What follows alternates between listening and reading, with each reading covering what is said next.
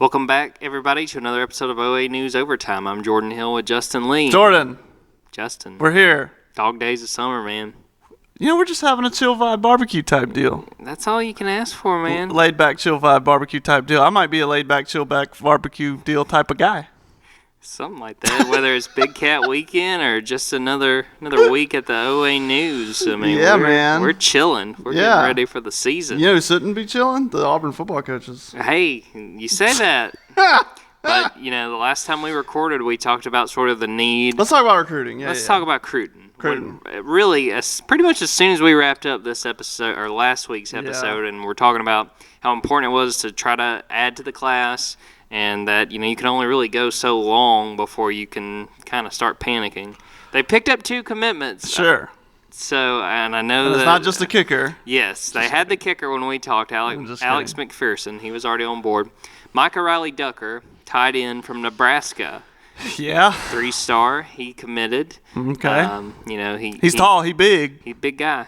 Big guy. He big. You know, I was able to watch the video where, you know, he turned around and took his jacket off, had the Auburn shirt underneath, gave him a War Damn Eagle. No, You know, it was a good wow. old time. I think the Nebraskians, Wow. Nebraskites, what would be the proper term? Corn-fed. They were really excited, it sounded like, so got him. Corn people. And then a familiar name who I'm sure I will definitely misspell or incorrectly name once he gets to Auburn, Caleb Wooden. Colby Wooden's little brother. No, we're going to mix those all up. Yeah. A defensive back from Archer High School in Georgia. He committed to Auburn and going to join brother. And I mean, I'll go ahead and speak for myself. When it comes to Colby, I've tried to call him Chandler Wooten. Yeah. I do that every single time. Now you're throwing Caleb in the mix. Now you're going to mix. get Colby, and now you're going to get Caleb. Yeah, that's going to be tough. So now Auburn is up to 6 commits in this class. When we were talking a little bit over a week ago, it was just 3. Sure. You stand, as far as 247 Sports is concerned, the 65th best class in the 2022 cycle. Not good, Bob. 14th in the SEC. Why is 14th notable, Justin? Because that's dead last, Jordan Hill. That's last. That's last in the SEC. But your thoughts, obviously, it's still very early, and they can add to this class. So Sure. they added 2 people, and, you know, 2 pretty talented guys, but obviously more work to do. So all right. So what are we looking forward to? We're looking forward to possibly Caden's commitment. Yes. On August 1st. Yes. Which would be very big. But then also Big Cat Weekend, which is apparently back. And better than ever. Better than ever. From this story from Keith at 247, please read it. It's amazing. Has, I think, your favorite quote in the history of covering Auburn sports. We are told the current Auburn staff will go a similar route. Quote, "This will be more of a chill vibe barbecue type deal," a source told Auburn Undercover. Yeah, I respect This it. is all. None of this is behind the paywall. It's all unlocked. Yeah, So, we're not giving away content. I just love the TV, like, sources indicate it's a chill vibe barbecue quote, type deal. Yeah. The recruits will be, quote, chilling out by the pool. Chilling out, maxing, relaxing, acting all cool. Shooting some b-ball outside of the complex. That's my greatest anonymous source quote I've ever. This is sensitive. It's like Deep Throat is in the parking garage. Yeah. It's like a very highly sensitive, It's gonna be kind of chill. anonymous. It's gonna be a chill vibe barbecue type deal. They hand over like a manila envelope and it's like burn after eating. Yeah. And it just says chill. It's just a big piece of What paper. is Burn After Reading? Isn't that a show? That was a movie. Oh. Yeah. Is that what it was about? I never saw it, maybe but not. but you know, like you just gotta get rid of the evidence. That's what I was sort of. Woodward and Bernstein, maybe? Yeah, I don't know. This will be more of a chill vibe barbecue type deal, which I say, hey man, I'm all for it because I'm a chill vibe barbecue type deal type guy. I mean, that's what we all aspire to be. Yeah. So Anyway, to the recruiting side. Sorry, I was looking to see what date that was because I don't know. I still don't know, Jordan. The recruit. So there's a dead period right now. It ends June 28th. So we can't expect. Oh wait, no. It ends July 24th. So for the next 10 days, I don't think we can expect much huge news. Correct. Yeah. So you know what? I don't know when this is, Jordan. It's sometime in July. It's coming. That's all we know, folks. Yep. But that would be one of the bigger things, of course, to look out for. Big Cat Weekend, as always. But obviously, that's going to have some of your 2022s, your 2023s, your 2024s. It's going to have everybody from different classes, right? Exactly. So, I mean, July 25th is when it is. No, I found it. But yeah, so that obviously that it is big for this class. I don't know how many commits you really get on Big Cat Weekend. Do you remember the Lake Sea Strunk video? No, I know you've talked about it though. I want to superimpose. We'll see if we can find it. Yeah. So yeah, I mean, so from the beginning, Big Cat Weekend has always been kind of I don't know. It's always been something that Auburn's tried to do and tried to make unique to themselves and be a big thing. But obviously, it can't just save the whole class. Like they've got to put in the work to be able to put this class back together. But I don't know. We'll see what can happen. And obviously, like I said, I think Lake was an underclassman when he said that. So it's obviously a lot of it has been in the past building toward the future. It could be a lot of 2023s. I guess 2022 is next. Yeah, I know. That's crazy. That blows my mind. I was just looking because when Big Cat Weekend falls, it'll be really interesting if Damari Alston is at Big Cat Weekend because his commitment date is right around July 25th. So a lot of people think he's a running back from Atlanta. That Auburn's really going after a 4-star. So if he's there, that would seem to indicate Auburn's in pretty good shape. That's an ambitious date because that's right when the dead period ends. He's just like so boom. For all these people, it's going to be this is either their first visit or they're going to go somewhere else. And I think to your point too that this is going to be big for this coaching staff for the next classes because I'm sure that they understand the value of this time and still trying to make these connections, and because as much emphasis has been put on the 2022 class, it doesn't stop there. I mean, they have got to continue to retool and bring in more talent, and so that's going to be huge. Right, and I don't know what you do if this class continues to be lost, which right now it is. I suppose you have to do what you did this year, which was go into next summer just bringing in every transfer you can find. Yeah. Did we talk about the Georgia guy yet? No, we didn't. I forgot about... there's a transfer. Yeah, there's another addition, Demetrius Robertson. Yeah. He's a guy that has been at Georgia. He started his career at Cal. Was a really well-thought-of receiver coming out of Savannah as a high school player. Went to Cal, had a really good freshman year at Cal. Right. I think he got banged up his second year, transferred to Georgia, and made plays here and there, but wasn't what people thought he could be as a really highly touted recruit. So he had a little more than 100 yards every year. Yeah, he joins the fold at Auburn. He is pretty much automatically the most experienced receiver that has joined Auburn in a group that we knew has to replace its 3 top pass catchers from last year. What's your immediate reaction to Demetrius coming in and trying to compete for some playing time? I think it's a big pickup just because you needed experience. Because, I mean, who's going to catch the ball, man? It's like Elijah Canyon, Shedrick, and just a lot of really, really young players, and the ones who are upperclassmen, like I guess Shedrick's a junior now, but he hasn't had, he was banged up all spring. Yeah, he hasn't had a ton of catches. He hasn't had all that. So, I mean, I think it's big just to bring a veteran presence into the room, to be honest. I mean, I think that's fair. I mean, if you've got we talked about it all kind of spring. It's like, where do you need new pieces?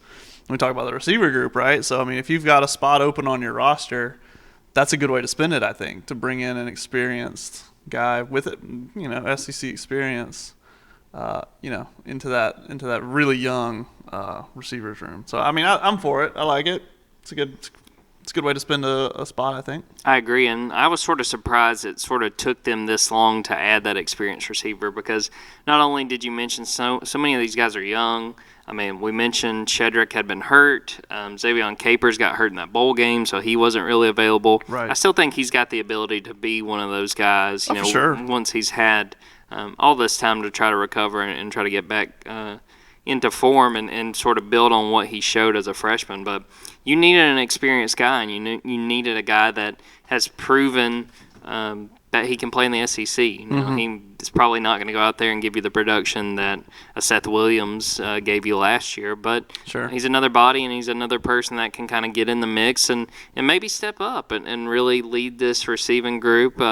that's got talent. Sure. I don't look at the position group and say, well, this is basically a group devoid of talent, but none of it's proven. And him stepping in, I think it's fair to say he never really lived up to the hype at Cal or at Georgia.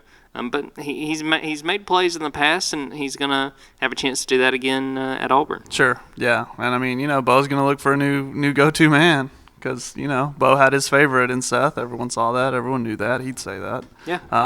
So he needs a new number one, and I think that's open for who that is. It'll hurt him that he wasn't here for spring. Yeah. And obviously some of those guys made a lot of progress, but. Especially Canyon. So, yes. But yeah, I mean, we'll see. We'll see. Canyon is probably the guy that I would say going into what we know right now, pre-fall from camp, what we've seen, that you probably feel the best as far as being Bo's go-to guy. But a lot can change between now and fall camp. Sure.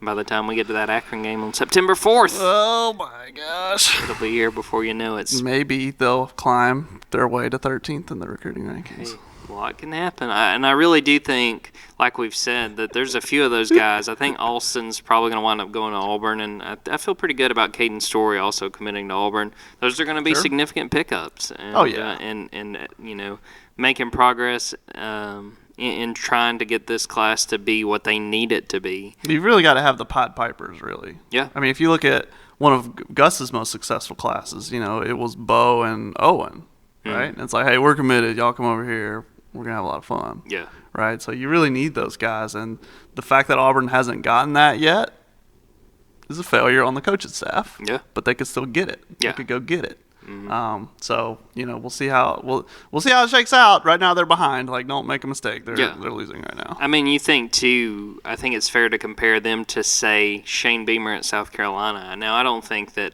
their class is blowing people away, but they are ahead of Auburn. And, and like we said, I think we said before, like, okay, Vanderbilt has 14 commits, but all those guys could decommit at any moment. I will say, you know what I mean? I will say they got another commit today that flipped from Notre Dame because Clark Lee was at Notre Dame before.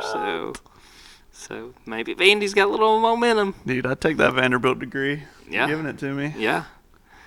They wouldn't have either one of us. Let's be honest. What's the Notre Dame degree worth? I don't know. That's a fair question. I'm sure it's pretty highly thought of. Yeah. I mean, you got to keep going the way you're going and try to, like you said, before the season here, I think you really need to find those Pied Pipers, those top guys. Yeah. You named a couple of them that could be that. Yeah. Because again, you're going to get to December signing period. You don't want to lose December signing period again because you lost the last one because of the coaching change. And that has really become the de facto signing day. Right. It's really that's signing day, and then it's a late signing February day. is, cleanup. Yeah. So, yep. You don't want to go 2 years in a row without a December signing class to speak of. Yeah. But they might be doing that. So we shall see. And guess what? We're going to cover it either way. If they start adding guys left and right, or if it takes a little time, Right. We'll be here to cover it either way. Right. I was going through the archives one time, and Savetitz had a column, and its first line was, in Auburn there are 3 seasons: football, 3 sports: football, spring football, and recruiting. And I was like, is this true today? Yeah. As it was then. Yep. Because I remember when we talked to Big Cat after the bowl game, and he got on Zoom, of course, and I was like, hey man, like what have you seen out of Brian Harsin, and what do you think about the future of Auburn football? And he just like rubbed his head and was like, man, all I know is he's got to be able to recruit. Yeah. That's it. Yeah. That's how you win here. Yeah. He's right. Yeah. So, I mean, you look at the NFL draft, you see how many Alabama and Georgia guys there are. Yeah. It's like, bro. You gotta. I mean, they talk about the blue chip ratios and the teams that can be in the mix. I mean, that matters. You have to go out there and get the guys, and you got to be able to. Jimmys and Joes, Jordan. And you got to be able to evaluate talent and get those steals here or there, guys that maybe people overlook. But a lot of the time, those 4 stars and 5 stars are 4 stars and 5 stars for a reason. Right. And you got to have those guys on the roster. And it doesn't mean they're all going to pan out. No, not at all. But the ones who do pan out are usually highly rated. Pretty good. Yeah, for sure. How much time we got, Jordan? We're 15 minutes in, man. We are going to turn to my favorite topic, the thing I've been looking forward to all summer. SEC Media Days? SEC Media Days coming at you next week from Birmingham. It's going to be beautiful Birmingham, Alabama. Coming to you live. Probably not going to be live. Maybe not live. But I'll be up there for the week, and you'll probably tag along on Thursday when Auburn goes. Yeah, so it'll get a chance. Sound real thrilled about that. Maybe. Dude, we might record up there. I thought about that. We could. Very well could. We'll see. But we'll get a chance to go up there and talk to some of the different coaches, different players throughout the conference. Obviously, Brian Harston will be there. That'll be his first Media Days appearance as Auburn's head coach. Have they named the players yet for Auburn? I have not seen it as of this recording. We are recording Wednesday afternoon. I haven't seen who it's going to be. Bo Nix. Owen Papo. Yes, Owen Papo. Anders Carlson. I'm saying Nick Brom. That's it. That's it instead of Anders. But we'll see. We'll see. But regardless, we're going to be up there, or I'll be up there, and maybe Justin will tag along, and yep. We'll cover everything that everybody's talking about. Are there storylines or things you're interested in seeing, whether it's Auburn or whether it's conference-wide, from the conversations and getting to talk to the coaches and players in the SEC? Everyone's going to talk about NIL like the whole time. That's going to be so annoying. Hey, guess what? I am not going to be one of those people. They might be. But. Hey, Arkansas coach, what do you think about NIL? Who cares? Yeah. But no, I'm going to be most interested in. I want to hear from some of these guys who used to play for Derek Mason. Yep. Some of these guys who used to play for Mike Bobo. What do you think about them starting anew at Auburn? Do you think they were in the case of Derek Mason, was he a little misunderstood there at Vanderbilt? Was he a hands-on kind of coach? Does a coordinator fit him? Maybe even better than a head coach role did. Does a guy you don't want to talk about misunderstood, a guy like Mike Bobo, right, who's been around forever? Yep. Is he an undervalued kind of guy? With all the experience he's had, but he's not a star name. No. That the magazines like to tell. I said that. I don't know where this is going. The dirt sheets.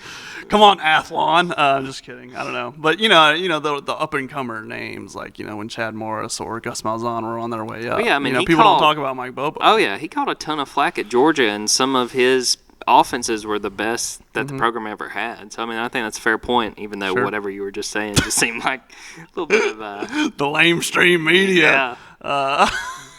Mike Bobo's number one fan over here. Yeah, what do the players have to say? What Absolutely. do they think? That's what I'd be most interested in, I think, out of Media Days, because Media Days is a circus. Yeah, for sure. And that's what I'm looking forward to, is trying to talk to some of those people. I'm really going to try to talk to Kirby Smart, because he may, of anybody, know Mike Bobo the best. They played together at Georgia. I don't know how much Kirby's going to. Yeah, they were teammates. Mike was quarterback and Kirby was a defensive back. So they go back a long ways, because ever since Kirby got to Georgia, there was always the rumor that hung around that he might go get Mike. they played together. It's like, that's they played together. Did you know they played together? Did you know they were teammates? It's like, yeah. We've covered this, but not only Did that. Did he start? Who? Bobo. Yeah, he was a pretty decent quarterback. You should watch one of those old games. He played, and I've written some freelance stuff this summer about it. One year Mike got hurt, and do you know who Georgia had to put in at quarterback, because Mike Bobo and the backup quarterback had gotten hurt? I don't know. Hines Ward played quarterback. Wow. And he was decent. That was the very end of the Ray Goff era at Georgia, and it didn't quite work out. But Hines did pretty good for himself after having to play quarterback like that. But yeah, Mike was a pretty good quarterback, and then went into coaching and was at Georgia forever. The rest is history. So I'll be interested to talk to some of his South Carolina players that are going to be there. I'm sure I would have to bet Kevin Harris from South Carolina, the running back, will be there. Maybe. So I'll be interested to try to talk to some of those guys and sort of get the feel. And then obviously on Thursday, Auburn will be going, and we'll get a chance to probably catch up with Harsin, maybe talk about some of these late additions as far as the transfers, and TJ Finley as well. I mean, will be probably a topic because sure. We got a chance to talk to Brian, but it was sort of like not official, so he couldn't really ask specifically about what TJ. what do you want out of your quarterback? Exactly. Here? I think that's literally what I asked. But but it'll be a lot of fun, and we'll be getting a lot of content, and I'm sure that I'll have a lot of stories, and we'll do a podcast, probably wrapping up media days, maybe do a few videos if I get a chance. But it's always a fun time, and it's definitely a sense of normalcy this year because it was canceled last year because of COVID. So it'll be nice to be able to talk to some of these players, and I'm hoping to talk to them in person. It's been few and far between that we gotten to do this. They'll probably stick us in another room and have a Zoom call. Yeah, exactly. No, hopefully we. I might just like, we haven't talked to a player in person this whole time. I haven't since I've been like the lead beat writer. I mean, I did obviously when we covered games in 2019. Yeah.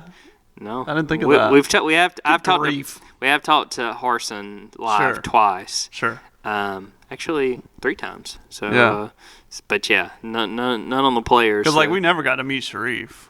Nope. Or JT Thor. We got to watch him walk under us into the tunnel. Yeah. That was all we got. Yeah. I only got to do that one game I went to. Yeah. Even then. Yeah. So yeah. So that'll be fun and getting a chance to do that. It'll be good. And we'll have all kinds of hashtag content. We should probably record there. We could if you show up Thursday, man. We'll run this baby late and wrap it up. If we don't do it, it's because I didn't want to show up. There you go. That'll be the reason. It depends on if I'm busy. And I have thought about just doing like a little string of talking to some of the other beat writers that'll be there. I don't know. I've got some ideas in my head. Yeah, could be like a on the road edition of OA News Overtime. OA News Overtime on the road. I'm saying. It's a lot of O's, man. I think it'd be pretty good. I All right. People would watch it. We're just gonna listen to it. We're just gonna wing it. Let's do it. That's my plan. Speaking of winging it, apparently that's what Nebraska Athletics decided to do on Wednesday. They hired Trev Alberts.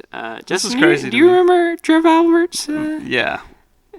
What immediately comes to mind when you think about Trev Alberts? Making Mark May look smart? Is that because that's what happens to me? That's what immediately comes to mind to me. Yeah, talking. Nebraska alum and former NFL player Trev Alberts has taken over at Nebraska. And this was a move. He'll be taking over as athletic director. The internet was not real thrilled with that hire, and I gotta say, yeah, I don't get it. I don't get that. I don't think that one makes a whole lot of sense. He was a media personality there for a while. He was like Nebraska is a cult, dude. Those guys, what is up with those guys? I don't know, but that is not gonna work. What did the coach say? What is he's like? Oh, well, these recruits, you're not gonna go to a Nebraska or an Alabama. Yeah. It's like, bro, simmer down. What is this, 1995? Come on. I don't understand, but they're so convinced that Nebraska is the way. All roads lead through Nebraska. The only way to be successful in Nebraska is to use old Nebraska people. You know what I mean? I don't know, but I'm it's not. Bro. I'm pretty convinced it's not going to work well. The reason I bring this up, Justin. Have you ever seen Nebraska play basketball? Because I haven't. Did they play basketball? They have Fred Hoiberg, and also they're going to be playing Auburn this coming season. But they got Fred Hoiberg, and they were not good this year. That'll be the first time I see Nebraska's. What do their uniforms look like? I couldn't even Nebraska venture, I guess. Basketball. Do they have the cursive Nebraska? You know what I'm talking Cornhusker. about? That'd be hilarious. I have no idea. What? But Justin, I task you with this. They do. They do. Huskers. Yeah. Look at that. Oh man, that's so bad. Auburn comes to you and says, we're going to hire an athletic director, and it's got to be someone, a former Auburn athlete of whichever sport. Who would be the best? We're saying, not using the Nebraska example. Sure. Who would be your go-to, all right, we're going to hire this person? You want to go first? No, you went to Auburn, man. I gotta think this thing through. Who would be the best, or who would be the funnest? Or who would be your pick? Yeah, you were tasked with this. You can make whatever hire you want, because clearly Nebraska made whatever hire they wanted to. I mean, if Charles wants to do it, you know what I mean? I mean, he would be good at getting the money together. I mean, that's part of being the AD. Go out, fundraise, say a couple words, make the people laugh. Pass the hat around. Pass the hat around. I mean, donate some money. I can't really argue with that. Yeah, I mean, if Charles did it, if he'd be willing, I'd call him. Yeah. I'd call him, say, hey, what's your 10-step plan? I don't know how far we'd go with it. Yeah. But, it'd be great. It'd be pretty good. You know what? If the president's office hadn't called him yet to replace Jay Gooch. That's true. They're looking for somebody to fill that role. I don't know. I mean, I think maybe him. My gut reaction is just Bo, but it's Sure. literally the exact same thought process of it being Charles Barkley. It's just like everybody loves Bo. Bo comes in and says, hey, we want to make Auburn great. Let's raise a bunch of money, and everybody goes, okay, and we do it.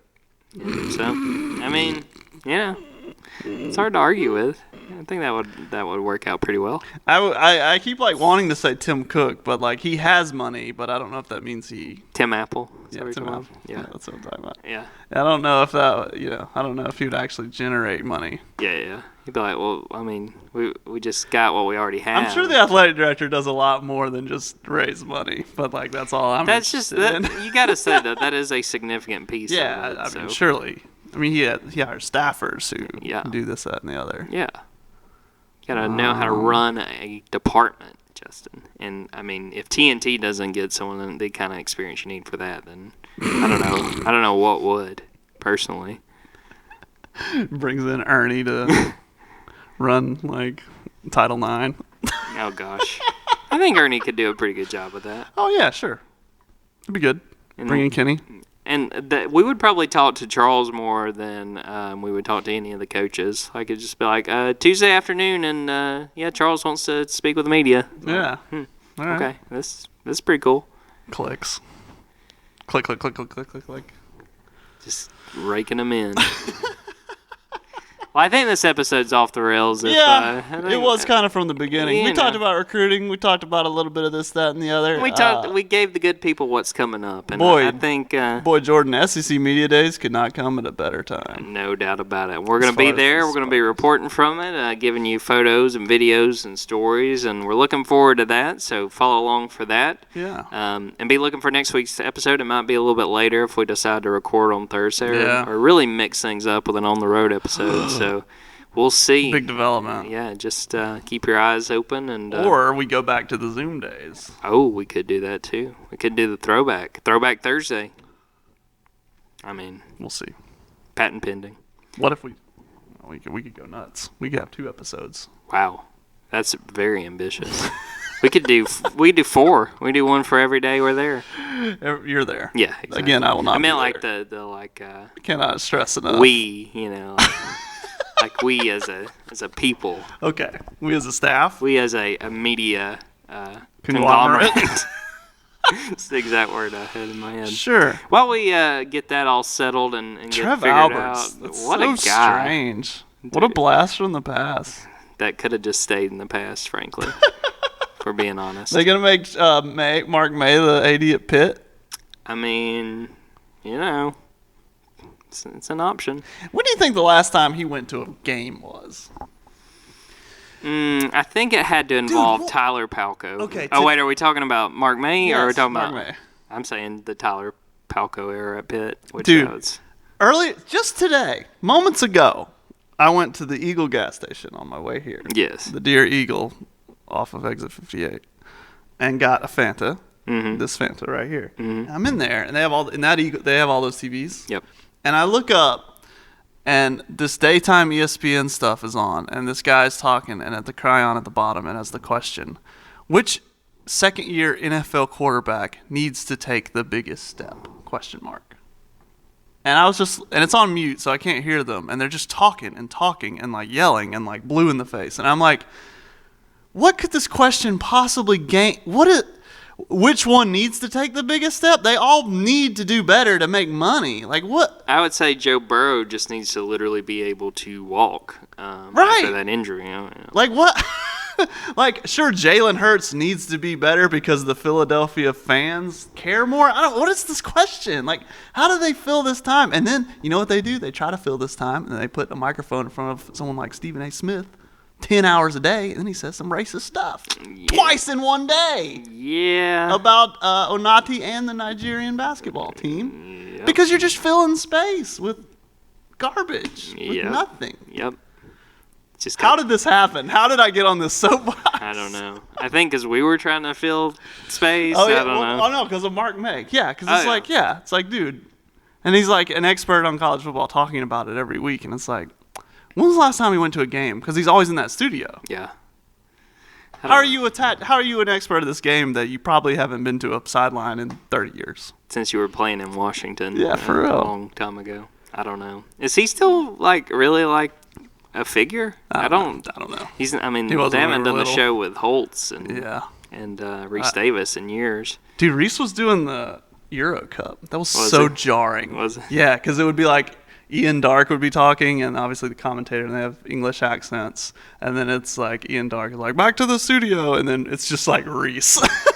He's Like, hey, guys. Hey, man, what a great because he went to Alabama, right? Yeah, because he Alabama worked in as- Columbus and at his- one point. Yeah, and his wife went to Auburn. Yeah. And so he's just like, oh, man, that was crazy. That was wild, y'all.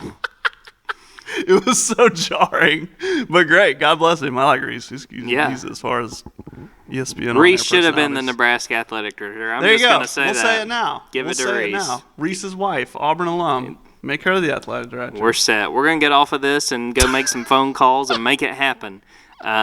Until we come back next week at some point. Take care.